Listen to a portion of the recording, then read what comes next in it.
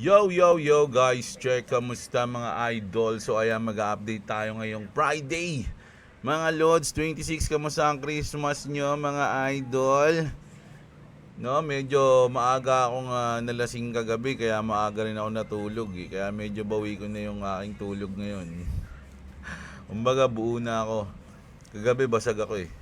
So, ah, nagma ano pa yun, nakanta yun boss? Mawi-wawi pa eh, nagmawi-wawi. Ayan.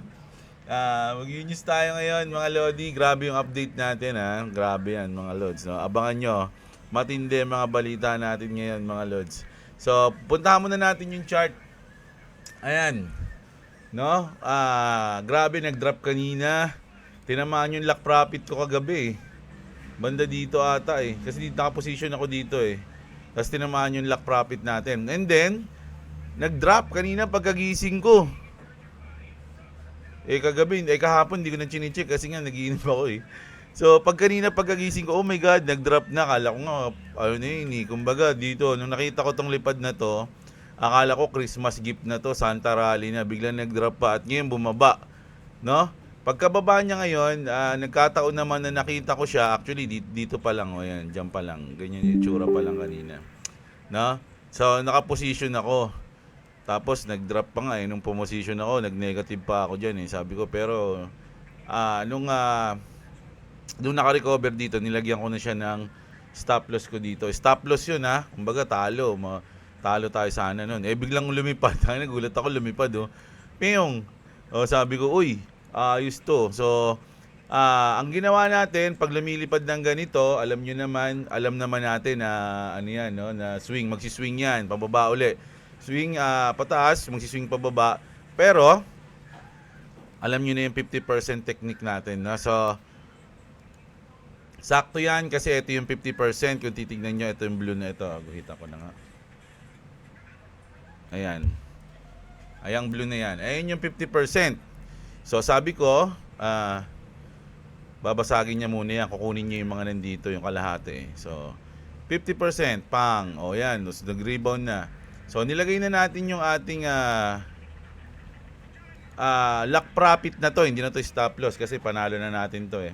$28 if ever nabalikan niya yan. No? Pero so far nasa 44 sa atin yung ating tawag dito, profit. So far 44. And then, pag tinamaan, binalikan, ayun yung panalo natin, $28. Mga Lods. So, hindi na tayo talo, no, kung tutusin. Pero, kung lumipad yan, itataas lang natin ang itataas yung ating lock profit, mga Lods. No? Hanggang, kunyari, lumipad na siya dito, 50 na. Di tataas ko na to, siguro magiging 40 na yung lock profit natin, something. Magti-trailing lang tayo pataas. Pero sa ngayon, ito lang muna, 28 USD. Mga Lods, na. Ayan, news tayo, news. Grabe news natin. So, ito, mga Lodi, medyo naging interesting sa akin to, mga Lods, yung esports, no, ng trading. No, which is, may napanood akong interview nila mga idol Talagang ang ganda. Ang ganda ng sinabi nila. Kasi syempre, yun yung iisipin ng iba, nagsusugal kayo, syempre ano yan, no? Baka may rules na bawal gawin yung ganyan once na nagtutournament kayo kasi may ginagamit kayong pera or something. Pero nung ni-interview sila, sinabi nila na hindi yun hindi siya tunay na pera. So nagte-trade sila sa demo. Demo trading sila, mga Lods, no? So sa demo, bibigyan sila ng halimbawa $100. No? Pero ang gagamitin nilang demo 'yon. Demo trading, pero syempre live pa rin 'yun. Mga Lods, kung ano yung nangyayari o kung ano yung nangyayari sa market, ganun din yung nangyayari doon. So equal 'yun, mga Lods. So ang ganda ng diskarte ng ganun kasi syempre demo trading 'yun. So talagang makikita mo lang talaga yung panalo doon, mga idol, kasi may time pala Halimbawa, ang trade nila simula alas 10 hanggang alauna, ganyan. No? Kaya 8 to 11, basta may ganun. Kung sino yung matitirang may mas malaking asset, siya yung panalo. Pero syempre, demo lang yun demo money lang din yun. So, kumbaga, ipapakita lang dun kung gaano siya kagaling mag-trade, kung gaano sila kung gaano nila i-discipline yung sarili nila while trading, no? Kasi ayun talaga yung pinaka-importante doon mga lods, lalo na pag nagte-trade ka, yung discipline. No, kailangan hindi ka greedy. Kumbaga, lagi kang may risk management. Ayun yung pinaka-importante. So, yung iba, tsaka ang ganda ng conversation nila doon. Si Marvin Pabis yung nag-aano sa kanila, nag-interview. Ang ganda nung usapan nila tungkol sa gaming and trading. No, yung mga kumbaga yung attitude. Ayun, natutuwa ako doon eh. Yung attitude ng parang ganoon din daw pag naglalaro ka, 'di ba? Ayun yung na-pick up ko eh. Sinabi nila na pag naglalaro ka, makikita yung attitude mo, yung ugali mo. Kunya, napipikon ka ba? Ganto ka ba? Ganyan. So, magre-reflect din yun sa trading. Once na nagtitrade ka, dun mo malalaman yun, napipikon ka na ba? Ano ka ba? Ganto ka ba? Greedy ka ba? Pikon ka rin ba? Talo ka ba? Ganyan. So, sa gaming, pag natatalo ka, kunyari, naiinis ka, natatalo ka, ayun yung pinaka doon, no? Parang di ka nag-enjoy. Pero kapag sa trading ka, mas malala. Kasi once na matalo ka, mapikon ka, talo pa yung pera mo. Totoong buhay, di ba? So kailangan mo talaga ng matindi-tinding doon, mga lods, no? Self-control, discipline sa sarili, no? Pagdating sa trading. So ang ganda, sana lumago to, suportahan natin to. Mga idol, no? Yung tsaka may kita nyo mag-trade yung mga paborito nyong dito. Crypto Senpai. Kung kasali sila. Si Marvin Pabis kasali. Hindi ko alam kung saan siya umabot. Hindi ko pa napapanood. Ang pinaka-pinanood ko lang talaga yung interview. So yung mismong live trading nila, hindi ko pa napapanood. So bala kong panoorin ngayon. Kasi syempre medyo busy tayo na nakaraan. So baka mamaya panoorin ko. So makikita nyo mag-trade si Marvin Pabis o kaya kung sino yung mga idol nyo, di ba? Malalaman nyo doon kung talagang magagaling sila o hindi. Kung totoo yung mga pinagsasabi nila, ano? Kumbaga, may key ka ba mag-tutorial, magturo, gano'n, kung lagi ka pa rin, talo ka pala lagi, gano'n. So, hintayin nyo. Baka mamaya, hanapin ko yung nila. Hindi ko pa napapanood eh. Actually, dumaan nga lang sa ko yun eh, habang nag-i-scroll ako, nakita ko yung interview, pinanood ko. So, ang galing pala nun, mga lods. So, ang ganda. Sana masuportahan to. At syempre, sabi nga ng mga coach doon nila, idol ko na sila. Yung mga rules, actually, nag-uumpisa pa lang. No? Syempre, nag-uumpisa pa lang yung ganito. Kung may rules man, pwede pang mabago. Kumbaga, hindi pa siya final. Parang gano'n. May madadagdagan, mababago or something. Hanggang gamitin na sila kumbaga global yung ganung rules. No? So, ang galing ng plano nila. Lupit mga loading. So sana supportahan natin yan, lalo na yung mga local natin, idol, no? So ayan. Ito na. FOMC Polymarket users predict an 88% chance that the Fed will not make any rate cut changes on January 28, mga lods, no? So baka mag-post lang. Mayroon ata nga FOMC sa January 28, tama ba? So na. Check lang natin December, January. Ayun yung mga mangyayari ngayong January may FOMC minutes pala tayo sa December 31 eh.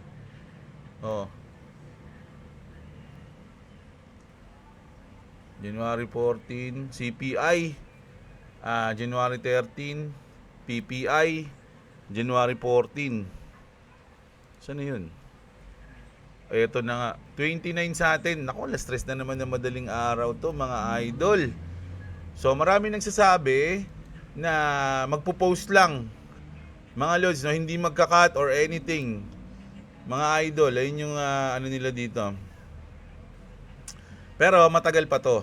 So, pwede pang mabago yan. Pwede nga, pag may nagsalita si Jerome o kaya may nangyari sa government or something, mababago pa yan, lalo na yung CPI at PPI natin. Malaking epekto to eh.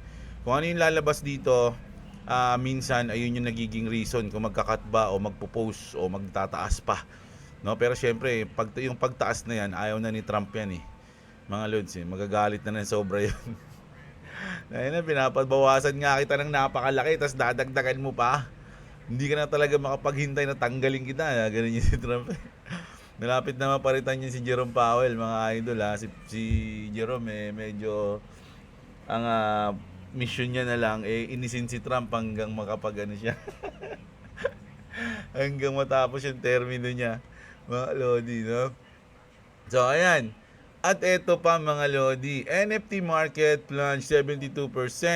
NFTs continued sliding into December with total market value down to $2.5 billion according to CoinGecko. That's a 72% drop from the 9.2 billion peak in January. Grabe to mga idol, no? So sino pa ba? Alam niyo itong mga to, ito yung mga mahal na NFT, no? Itong CryptoPunks, Bored Ape Yacht. Ayan, ano pa ba? Mayroon pa yung Monkey. Ano ba yung Monkey? Basta ano yun eh. So medyo nawala na, no, yung hype ng NFTs ngayon, mga idol. Minsan diyan may mapapanood ay may babalitaan ka. Isang tao bumili ng NFT worth 300 million, $300,000, ganito ganyan. Pero malalaman-laman mo, siya rin pala yung may-ari nun. Binibili niya yung sarili niya para mag-hype yung ano, yung NFT community. Uy, may mga bumibili pa NFT, pero plano na nila yun. Sila lang nagbibilihan, mga lodi, para ma-hype nila. No? So, pero sa akin talaga, panapanahon lang yan. Dumating yung panahon ng NFT noon. Ngayon, wala na. Ganun lang. No? Yung Axie ko nga andun pa rin eh. 64 yung Axie ko, mga lodi. Anong gagawin ko dun? Pero, to be fair naman sa Sky Mabis tsaka sa Axie, mga lods, gumagana pa naman yung Axie. Mga idol, malalaro mo pa siya, no?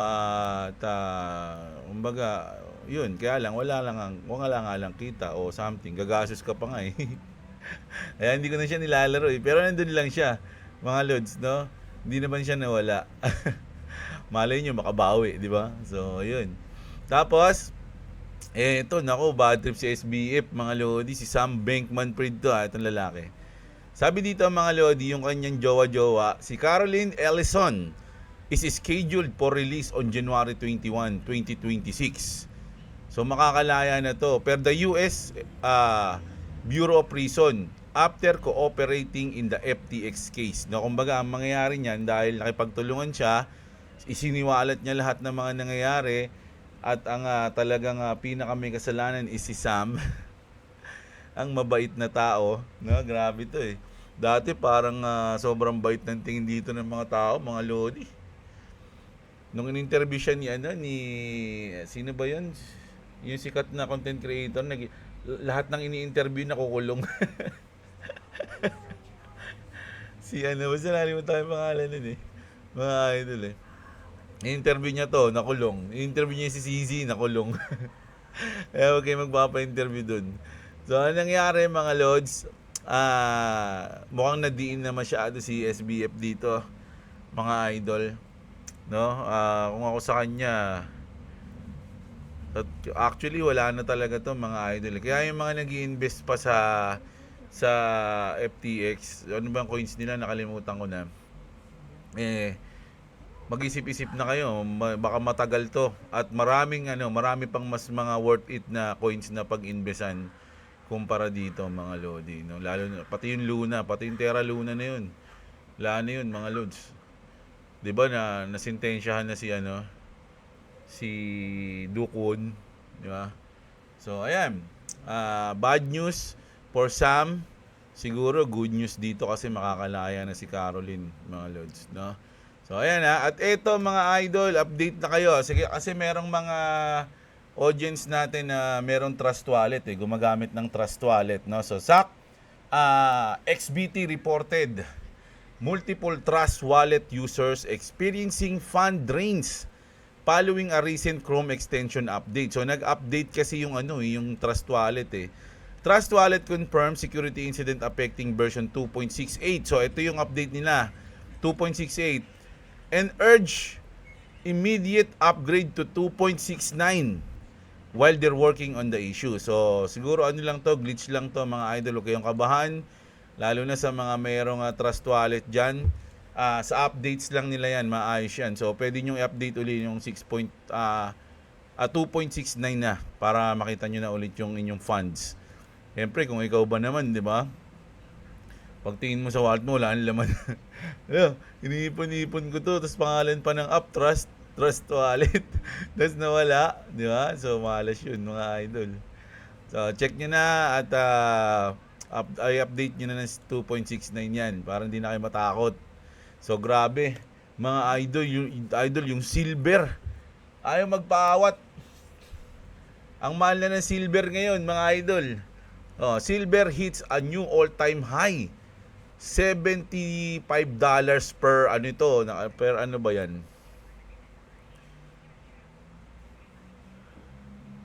Nag-uunahan sila ng gold.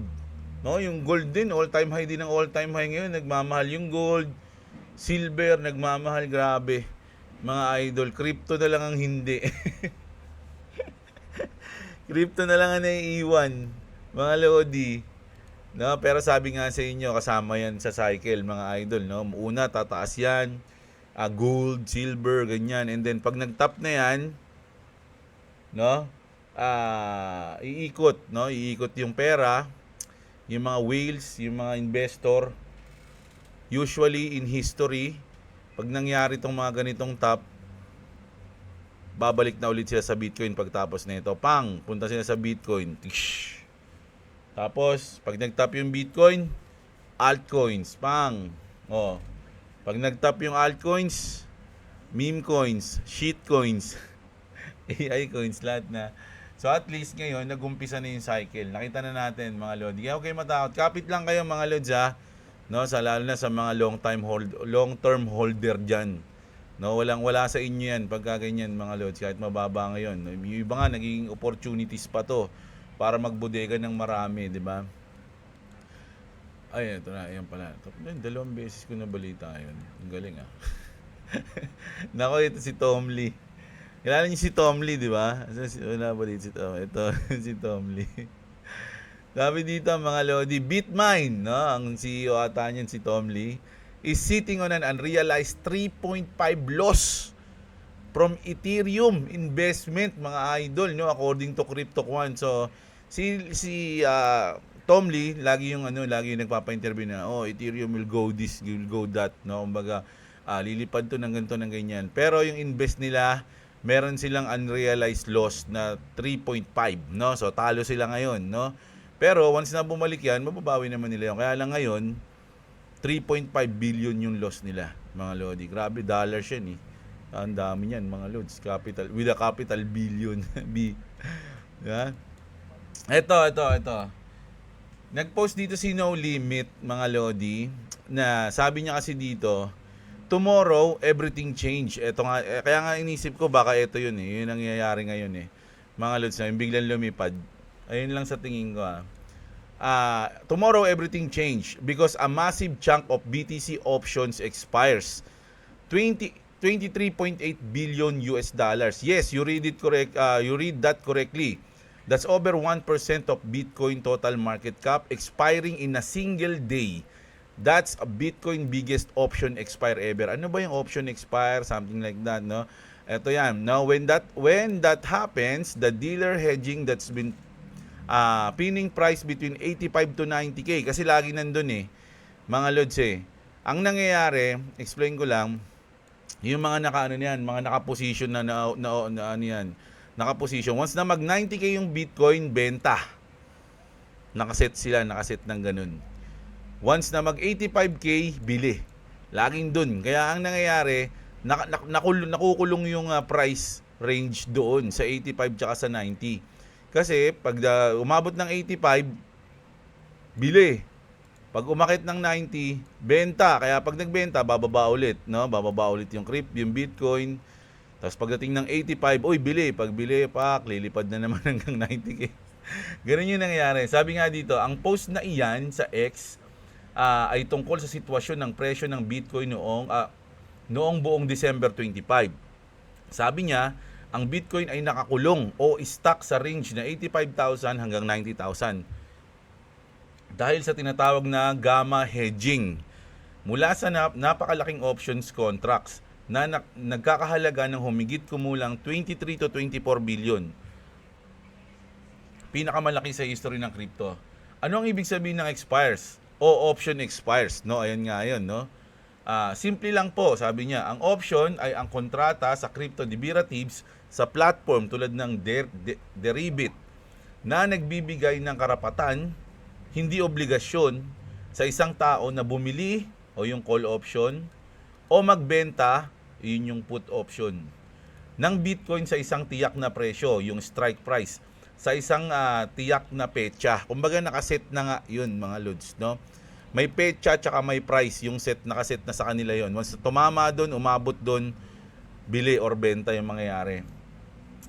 Ang expire date ay ang araw na nag-expire o natatapos ang bisa ng mga options na ito, no? Sa kasong ito, ang malaking batch ng option o yung quarterly annually expiry ay nag-expire ngayong December 26 kasi 26 ngayon eh. Yeah? 26 ngayon, no? Ngayon na nga, sabi niya, no, dahil current date ay December 26. Bago mag-expire ang mga market makers, bago mag-expire, ang mga market makers o dealers na nagbebenta ng options ay gumagawa ng gamma hedging. Binibili nila ang Bitcoin kapag bumababa ng presyo para maging support sa 85K at binibenta kapag tumaas para maging resistance sa 90K. Kaya pinned o nakakulong ang presyo sa range na yan buong December. Parang invisible wall. Ayun, no? Kapag nag-expire na ang options tulad ngayon, kasi ngayon 26, mawawala ang hedging pressure na yan. Tinatawag itong gamma flash. Posibleng maging mas volatile ang presyo ng Bitcoin, maaaring biglang umakyat pataas kung bullish ang sentimento o bumagsak kung bearish ang sentiment mga lods. No? So parang ganun nga yan. Ngayon mag-i-expire, kaya sabi niya, tomorrow everything change because a massive chunk of BTC Bitcoins expire. So ayun na yun in-explain natin mga lods. No? So hindi ko alam kung ayun yung nangyayari kaya naging volatile ngayon ang market. Mga idol, kasi syempre sumusunod lang yung XRP dyan eh. So ngayon, nasa 88.96 tayo ha, mga lods. Pero kapag nabasag ni Bitcoin yung 90, kasi kung aabot tayo sa 90 ngayon, parang sabi nga may invisible wall doon sa resistance na yon. So mauuntog lang siya doon at babagsak siya ulit papunta ng 85. No, kaya lang na-expire na nga yung mga yun eh, mga options na yun eh. So ang mangyayari, once na tagusin ni Bitcoin yung 90K mga lodi, baka maging positive yun mga lods at medyo makaramdam tayo ng konting tawag dito, uptrend, no? Kaya sana ganun yung mangyari. At sana nandun pa yung trade natin. Kung sakali, mga idol, no? So ayan. Ayun yung isang reason. Sa tingin ko mga lods ayan naglagay pa nga siya ng ano dyan eh. Tas eto naman, eto yung sinasabi ko mga lodi, grabe yung nangyari sa Binance mga lods, no? Tingnan nyo pumitik pababa mga lodi, yung presyo ng Bitcoin hanggang 24,000. No, ubos lahat ng nakalong dyan mga idol, kahit na sobrang lupit mo pa, mababa pa yung ano mo, ubos ka dyan. A crazy candle, sabi dito mga idol, and then a rocket comeback. According to Binance data, on December 24, nung 24 pa pala to, the BTC USD1 pair made a scary move. Bitcoin suddenly dropped to 24,000 just a seconds. Grabe yun. Then, it bounced back strongly as if nothing happened. Mga lods. Now, the price returned and stabilized near 87.8. But the biggest story, USD1 is a new stable coin. Launched by an entity backed by the Trump family through World Liberty Financial. Alam nyo yung dalawang sutoy na anak ni Trump, si Eric tsaka si Junior. Parang ayun yung dalawa sa mga nagpapagulo ngayon eh, mga lodi. Si Trump Jr. tsaka si Eric. Ayun yung dalawang makulit ngayon mga lods eh. Ngayon medyo may news nga diyan kaya hindi ko alam kung nalagay ko. No? Si Trump tsaka yung World Liberty Financial Liberty.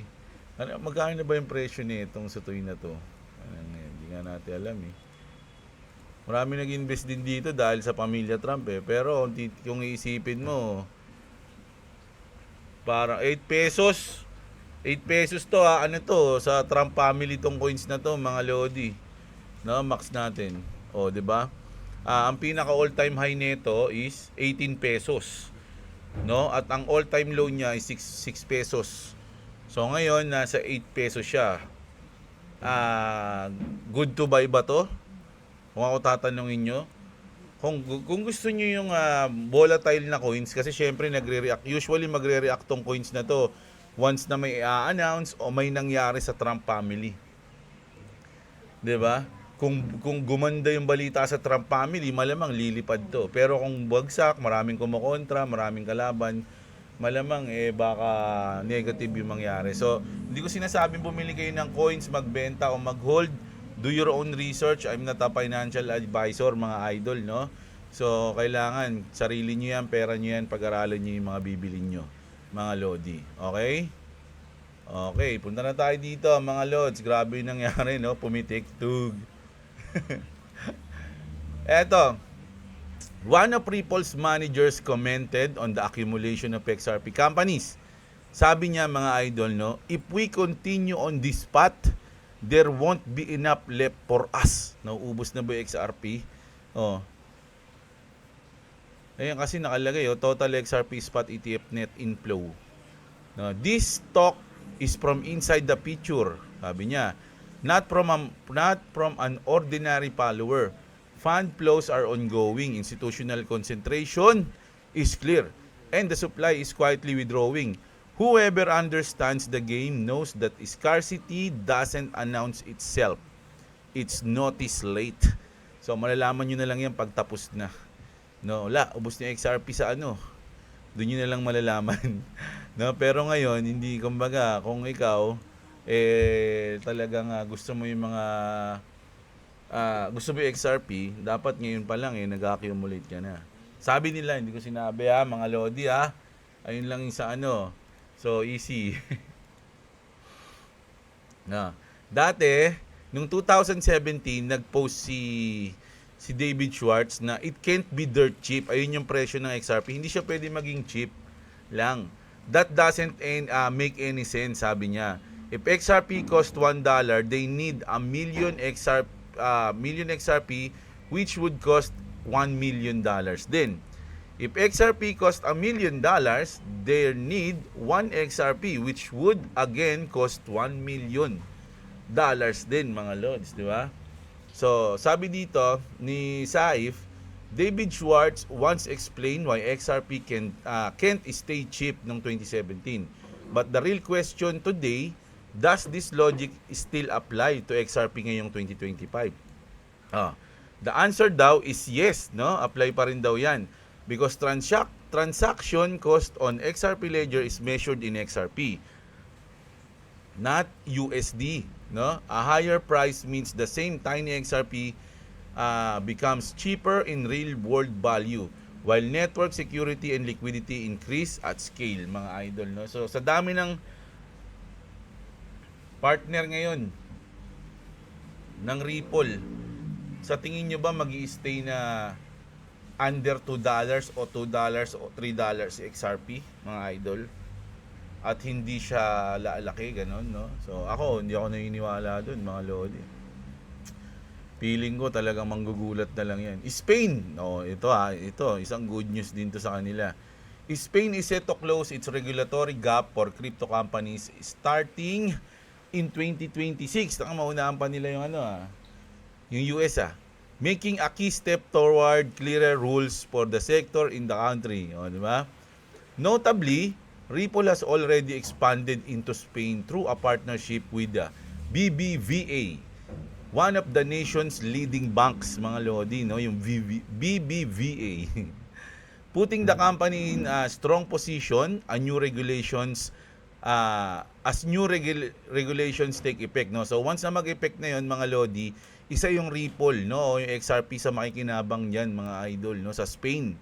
Una pa sila sa US, ang bagal ni Trump Yeah? So ano ba talaga ang reason kung ba't naging volatile? Sa tingin nyo ba ililipad na yung market? Alam nyo kung ano, eto sasabihin ko na sa inyo, mga lodi. Sikreto lang natin to Si Kalbo. Jim Cramer has turned 100% bearish on Bitcoin in his latest outlook. Given his reputation as a contrarian indicator, many in the markets are drawing their own conclusions, mga lodi, no? So, alam nyo naman si Inverse Cramer, no? So, kung ano yung sinasabi ni Jim Cramer, kabaliktaran yung nangyayari at napakadaming record na niyan.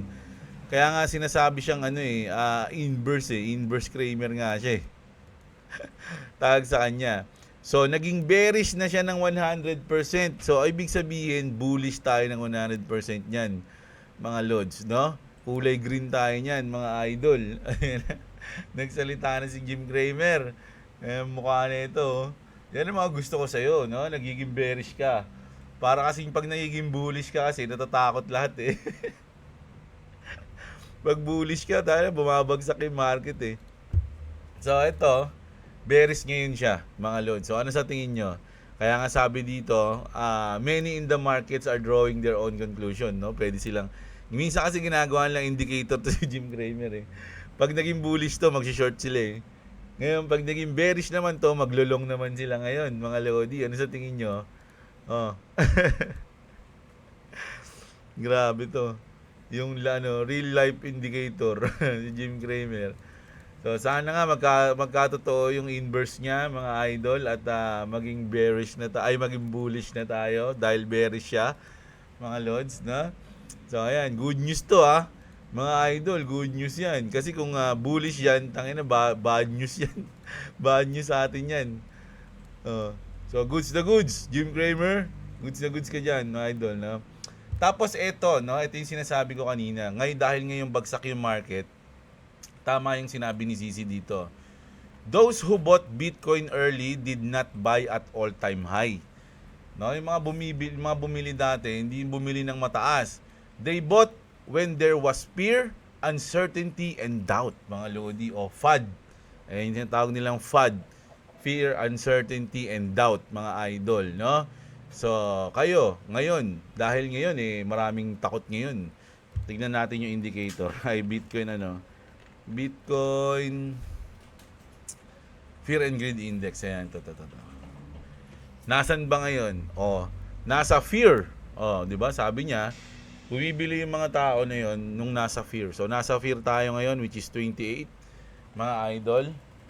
Kasi kung nandito na yan, greed na yan, ang chance mo dyan magbenta na. Mga lodi, no? Nasa fear tayo ngayon. So, yun ang maganda dyan. Pwede tayo mag-invest ng malupit. Di ba? Yan. Yun yung news natin ngayong after ng Christmas, mga lodi. At sana, kahit na ganito yung galaw ng market, hindi kayo naboboring. Kasi ako, kaya natatanggal ko yung boring ko sa market kapag nagtitrade tayo. Tulad niyan, di ba? Kahit na ang baba, pero nagsiswing trade tayo, kumikita tayo kahit papano. No, pandagdag bodega, no? Pambodega rin natin 'to, mga lods eh. 'Di ba? So, goods na goods, mga idol. Sana kayo din ay hindi naboboring sa market ngayon. Kung wala namang pambili, hold lang. Huwag kayong magpa-panic sell, mga lods, no? Kung may pambodega, bodega lang hangga't kaya magbodega, kasi pag lumipad na yan, magsisisi tayo na hindi tayo nagbodega sa baba, mga lods, no? Yun lang yun eh.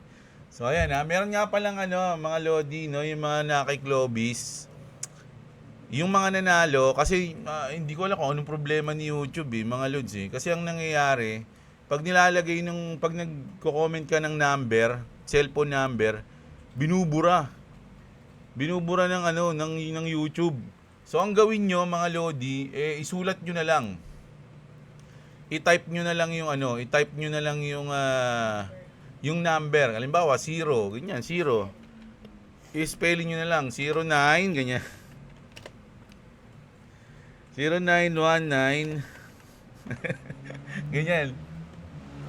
Isulat nyo na lang daw kasi yung iba nabayaran na ni Clovis kasi ganun yung ginawa, no? Sinulat lang nila yung kanilang number. At syempre, ilagay nyo rin yung pangalan na sesendan para pag tinignan dun, malalaman na tama, no? So, ayun paalala ko lang, mga idol sa mga hindi pa na, kasi meron pang 3 ata na hindi nasesendan ng ano mga lods eh. So ayun So yun, ayun ang news natin ngayon mga lodi. Kita-kits tayo mamayang gabi at kapag nakapag-update ako, basa tayo comment mamaya. No, so yun, kita-kits, maraming salamat. Belated Merry Christmas and advance Happy New Year sa inyo mga lods. No, gandang araw at What's up, what's up? tagal mo naghintay doon sa ilan sabihin mo. Babayu!